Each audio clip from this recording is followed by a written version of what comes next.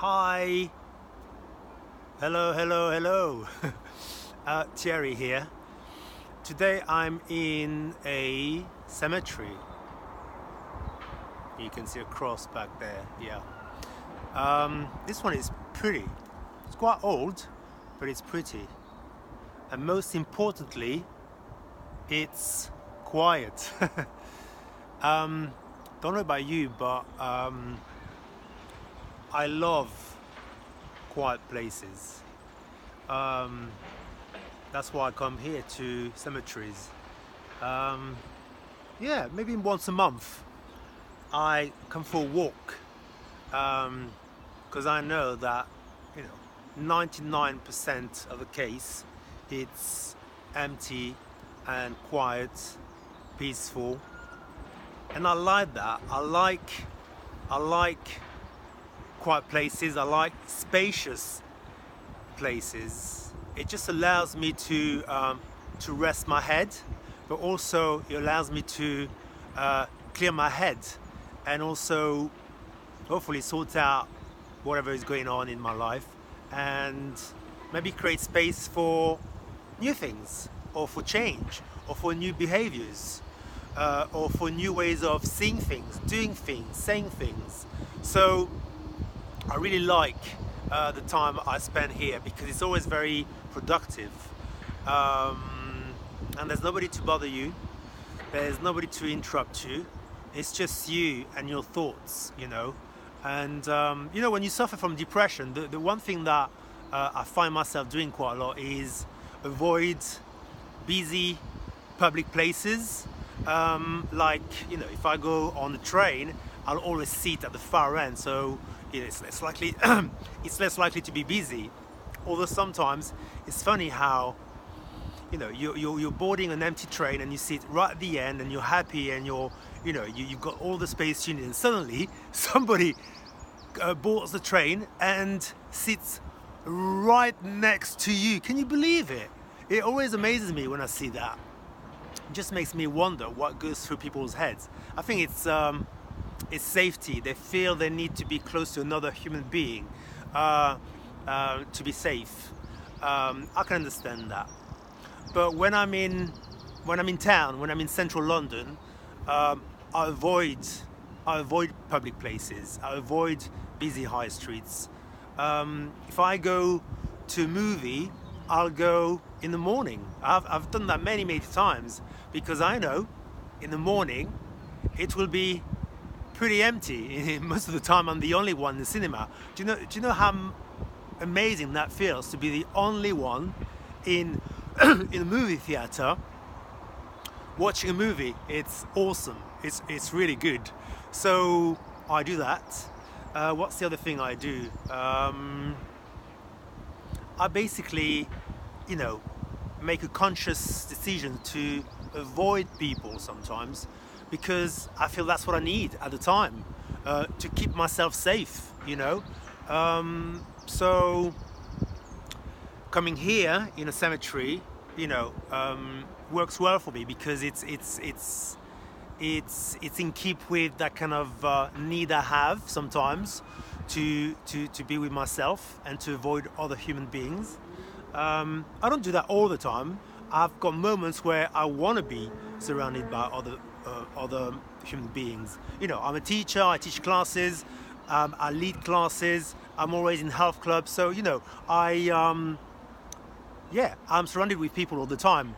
But I also like to switch off from that environment, and creating space for yourself is so important because it allows you to grow. It allows you to review things, to develop new ways of doing things. So it's really positive.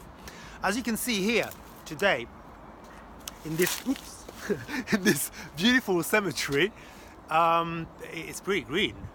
Look at it. It's amazing. So I want to talk about colors. I want to talk about the way colors impact on your recovery, on the way you live your depression, because it certainly does have an effect on mine. I love colors. You know, I love colors. I mean, those who follow me on Facebook will know that I always like to color my food. You know, I always make some very simple, you know, salads. You know, they're usually made in less than 2 or 3 minutes, but they're very colorful, and I like to present them well as well.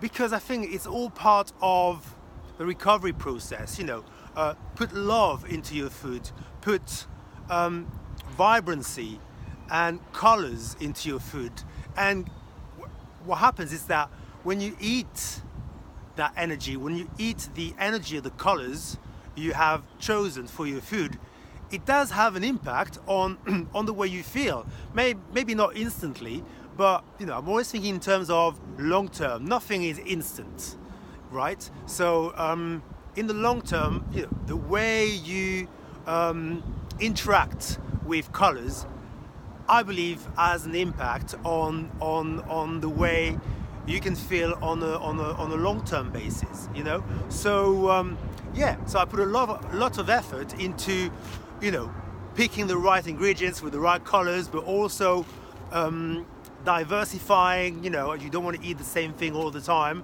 and I like to mix the colors. I like to introduce new colors. I get very creative and very innovative in the way I prepare my very basic but healthy salads. And let me tell you, I mean, it has a great impact on the way I feel at that particular time when I prepare it and when I eat it. And I also like to remind myself of all the hard work I put into making, you know, my meals colorful and hopeful, I want to say as well. You know, so I take pictures and I post them on Facebook and on my Instagram, and I do it because it's a reminder. It's a reminder that to feel good, it requires a lot of effort, really. So, but also carry that through with you know, the clothes I wear. I like to wear colorful things, uplifting colors, and you know, quirky patterns or simple patterns like today. But you know, when I look at my t-shirts, I feel good because it just lifts me up. You know, and you know, when you suffer from depression, every little helps, really. So you know, color therapy is really important, and it doesn't have to be anything too complicated. You know, just bring some colors into your life. You know, bring color into your food, bring color into your clothes, bring color into what else? What else can you bring colors into? You know, if you're creative, you know, you can draw, you can sew if you know how to, you know, to sew. You can paint. So you know, if you don't want to use colors in the way I do, there are many other ways you can use colors. But the point I want to make here is that colors are part of the process of feeling better. So yeah. So the vibration of the colors are very, very powerful. I mean, look at the green behind us. You know, doesn't that make you feel like you want to, you know, go for a walk, you know, and maybe, you know, smell the grass or lie into the grass and rest, and you know, it really has an impact on the way we see things, on the way we feel, and as a consequence of that, on the way we behave. So yeah, that was just my little input on how colors can help you feel better when you don't feel so good. All right, take care and see you next time. Bye.